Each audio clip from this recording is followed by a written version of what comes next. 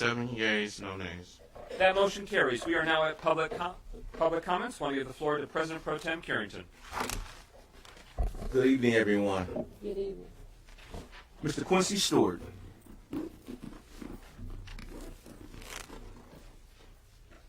Just before you start the clock on me, I just wanted to say for my employer, I don't work for the EAA. I actually work for Harper Woods School District. Just in case they see this, I don't want,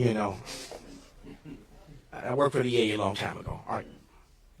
Tonight, I'd like to clarify some things for future reference so there are no misunderstandings. There are two places a council meeting to speak. One is agenda address, where specific items from the agenda can be discussed. The other is public comment. This section is protected by the First Amendment. To be sure, even in that case, threatening speech, defamation of character, or speech that incites violence against another does not fall under the purview of that protected speech. Other than that, pretty much anything else is protected. Even when the KKK speaks, the ACLU has even protected their right of freedom of speech, as difficult as that is to swallow. But let me get right to the point. Kenny and I have been speaking in these proceedings for over 25 years plus.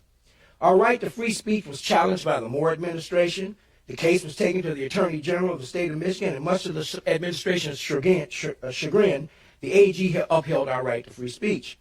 Not only that, but the content of our speeches do not promote hate, violence, nor do they threaten anyone, unless you interpret the truth we speak, factual data and factual history, factual analysis as threatening to one's sense of comfort in the status quo, unless one feels threatened by two well-spoken, intelligent, well-researched, and courageous new African men who refuse to kowtow, bootlick, and buck dance to garner approval, status, or favor from those who would rather see our obvious talents better utilized for the benefit of sustaining and promoting our own oppression. Public comment is the public square.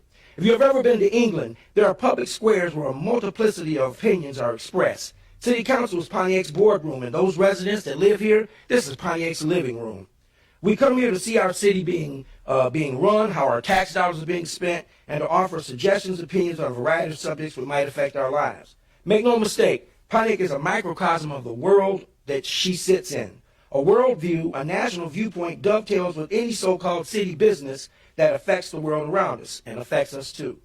King was universally disliked when he was alive. Only when he was dead could we support his right to free speech. The same goes for Malcolm X, Marcus Garvey, Harriet Tubman, and a host of others. People can come here and pray, though there is no state religion in America. And it doesn't matter if an atheist or an agnostic likes it or not. You will protect their right to free speech and prayer. You will also protect my speech and Kenny's rights in the same way, like it or not. Lastly, more than a few of us have expressed concern about the public comment pushed to the back of the meeting. It forces those of us who wish to speak to wait for hours, in some cases to speak for 3 minutes.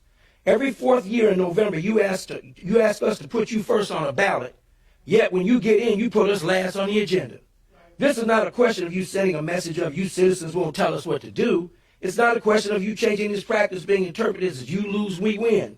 This isn't Iwo Jima, Nuremberg, or the Alamo. This is merely a request to reconsider that putting us last is extremely inconvenient for those of us who are either older or who work, but yet desire to have our voices heard here in this public square.